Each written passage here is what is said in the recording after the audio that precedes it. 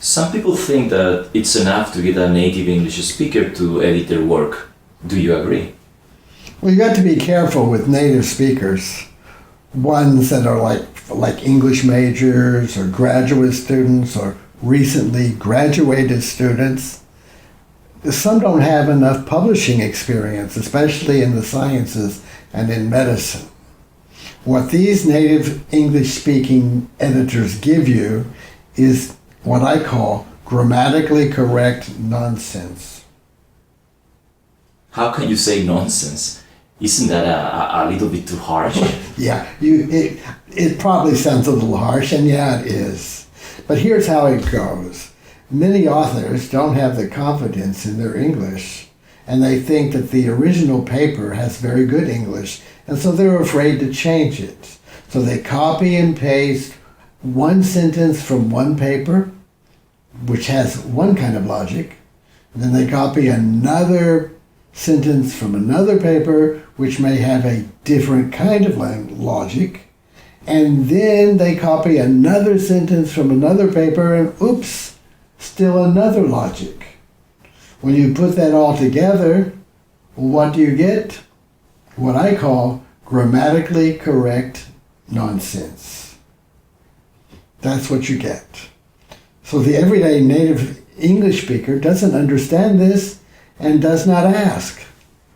But he does correct the grammar. And then after he corrects it, what does he give you too? Grammatically correct nonsense. And this slows down the journal's response, slows it way down. What do you mean by response? Why is the response important? What I mean by response is turnaround time. The time it takes for a journal to reject or accept with revisions the paper that you have sent them.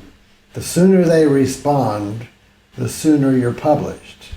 And grammatically correct nonsense, what we just talked about, poor presentation or illogical flow of ideas really slow down the journal's response because the editors and the peer reviewers have to spend too much time and effort.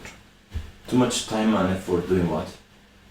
Too much time and effort, one, to figure out what the author is trying to say, and two, to figure out how to tell the author what's wrong in a quick and simple way.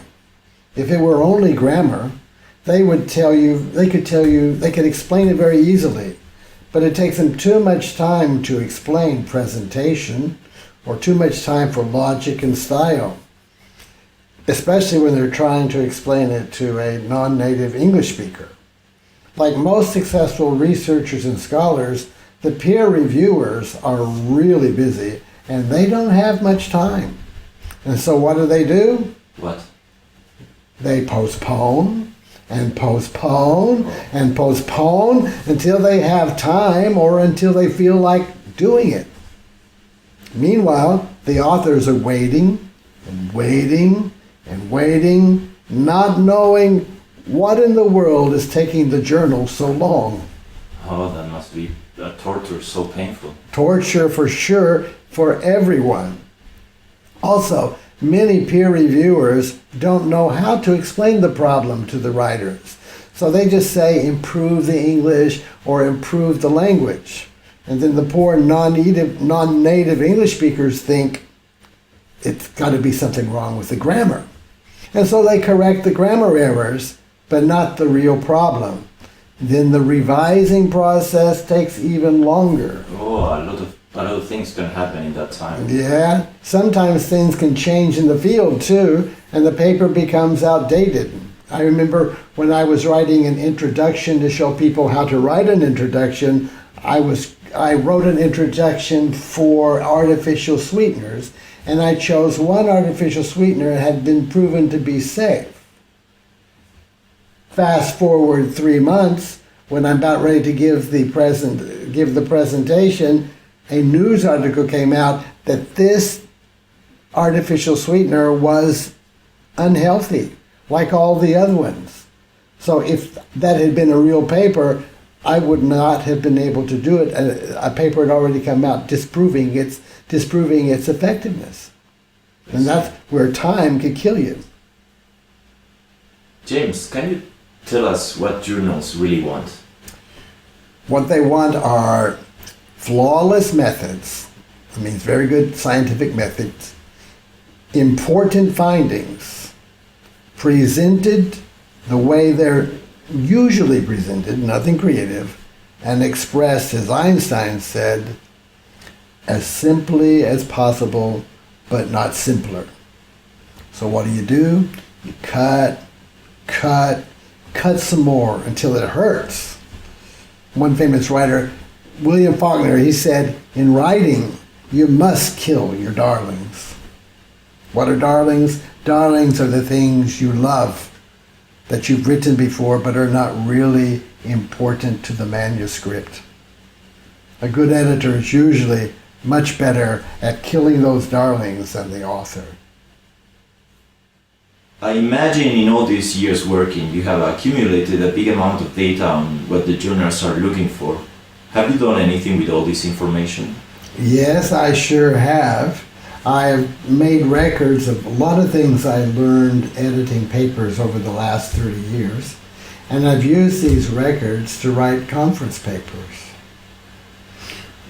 One paper I really liked was a paper about Taiwan writers' problems with writing the introductions to their papers. You know, I'm getting older, and I'd like to share this information with a lot more people. So I uploaded that talk, that conference paper, up onto my website. Anyone can go there and take a look at it. Mm. Have you taught a class on how to write papers before? Yeah, I've taught a lot of them. I taught at several universities in Taiwan, including Taida, Yangming University, and Kaohsiung Medical University, and in China at Beijing University, at the Department of Medicine even. In fact, I'm developing an online seminar right now. It's called Writing a Research Paper for Quick Journal Response. Oh, that sounds interesting, especially to people who are writing and wanting to publish their papers. What will it cover? It'll cover how to organize an introduction and how to glean information, take notes, and do a literature review. It'll teach how to write clear and graceful English sentences, including how to choose the best vocabulary for science, and how to write attractive titles and abstracts. Great, that sounds very practical. I will leave your contact information and the links to your website below for those interested. Well, thanks, James. This has been a very interesting interview. You're welcome. And to everyone listening, thank you very much and see you next time. Goodbye. See ya.